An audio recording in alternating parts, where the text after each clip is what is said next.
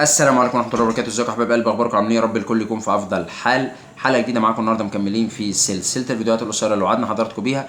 هنتكلم النهارده في حلقه جديده بعنوان كم يستغرق علاج عصب الاسنان يا دكتور في الغالب؟ اقول لك هو الاجابه بيستغرق وقت حسب تعقيد الحاله وعلى حسب شده صعوبه الحاله، لان مفيش اسنان شبه بعض بالظبط، عند كل واحد سنته مختلفه.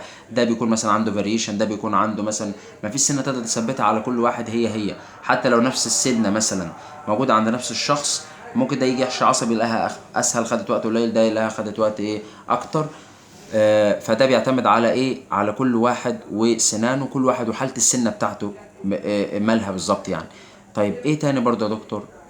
هقول لك علاج العصب في الغالب بياخد من جلسة ل3 جلسات، ده في المتوسط يعني، وممكن يزيد عن كده وممكن طبعا يقل، وممكن يكون في جلسة واحدة بس على حسب الحالة بتاعتك. ودايما ما تتسرعش انك انت عايز تخلص بسرعة، سيب الدكتور يشتغل صح عشان يعمل لك شغل كويس والضرس يتقفل حلو. اشوفكم الحلقة الجاية، والسلام عليكم ورحمة الله وبركاته.